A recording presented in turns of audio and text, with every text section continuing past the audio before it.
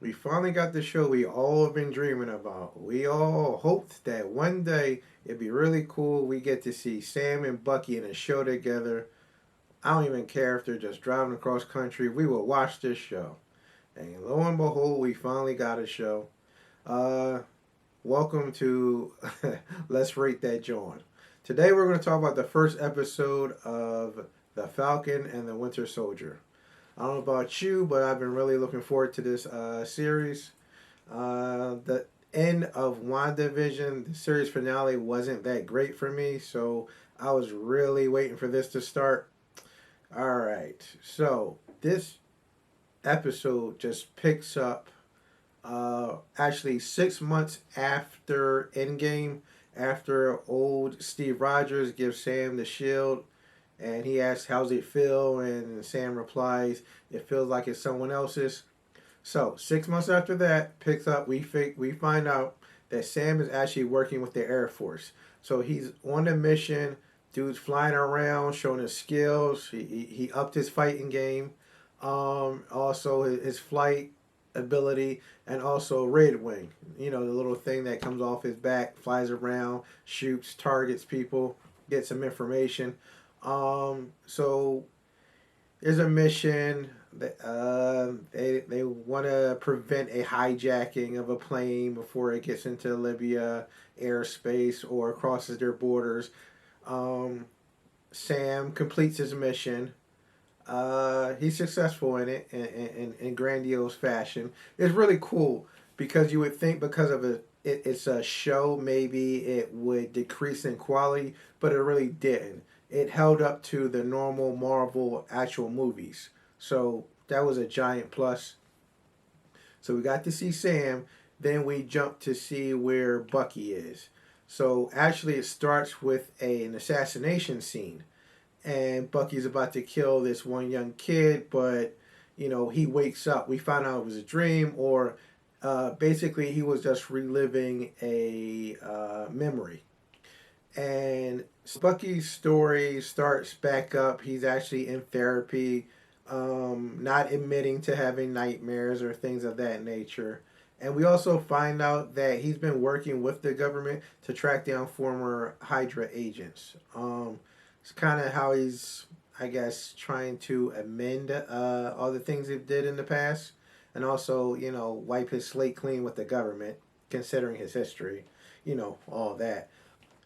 So after therapy, Bucky's seen walking down the street, and he meets up with a friend of his. He befriends a older gentleman named Yuri. Yuri's a real cool old head. Fellas, that's what you need. You need a wingman like this.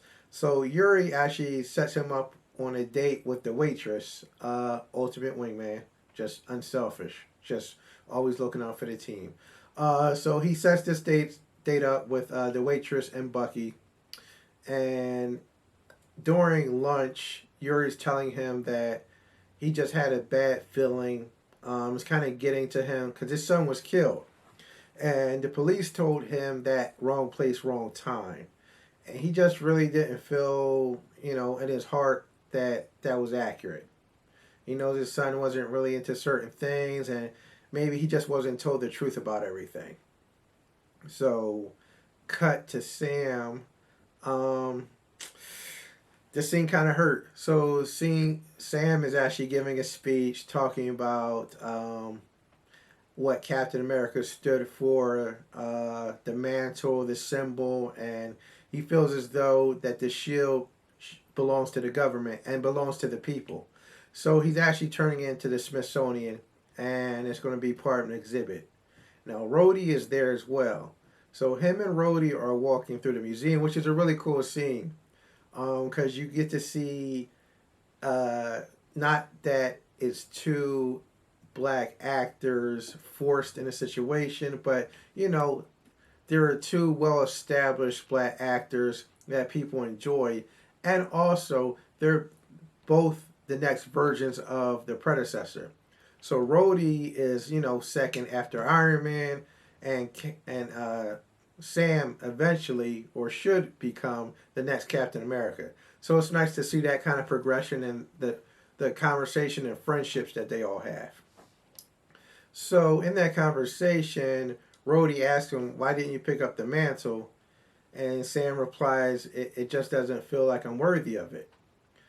It's cool because Rhodey kind of explains to him the world has changed. The world is broken and it needs a symbol. It needs a symbol of hope. And Rhodey's trying to push that on to him, like you could be that symbol.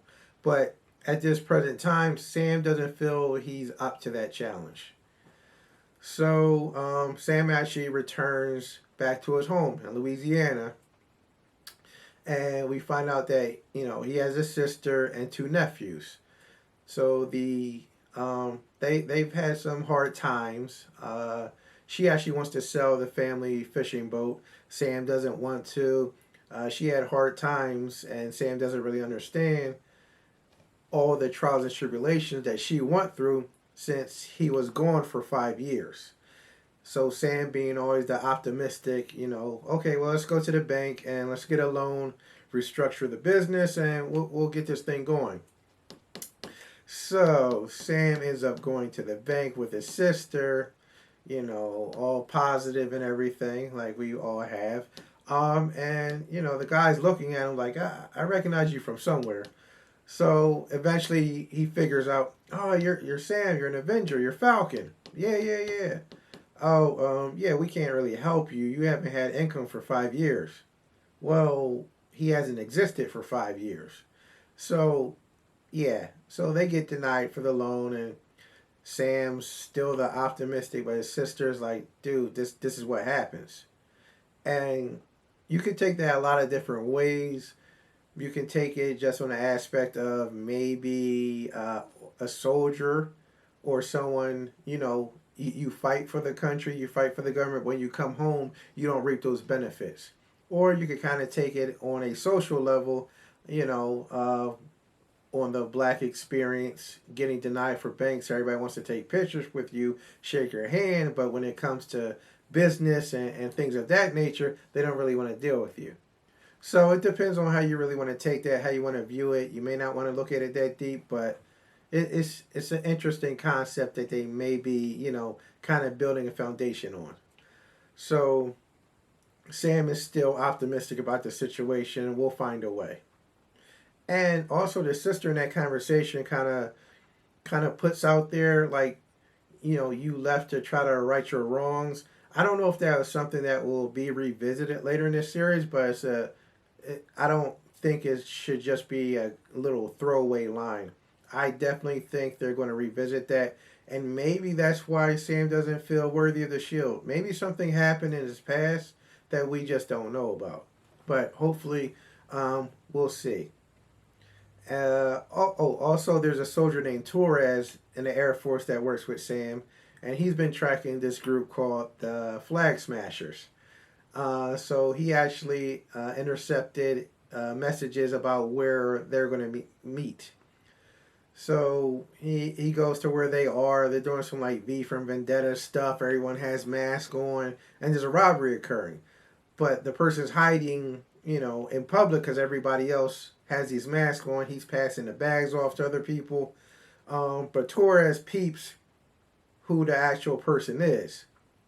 So he goes, confronts him, and, he gets knocked out by him. But, not before he discovers, like, this dude is extremely strong. But before he confronted him, he did have a video camera on him. He had a recording, so he's actually able to capture everything.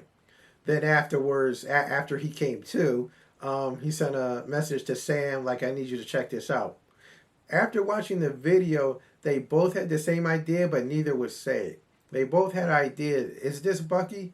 So I think this will be a transition into Sam reaching out to Bucky, just kind of filling him out. He doesn't want to go there, but it's like how many people have these abilities or that strong walking around that he knows of. So I guess since, you start with who you know first. But he doesn't really want to, say it's him. And I understand why, considering everything he's went through, you don't want to just convict the guy without enough evidence. So as he's consuming that, his sister turns the TV on, and we find out that they are presenting the country with a new hero, a new symbol, and a new Captain America.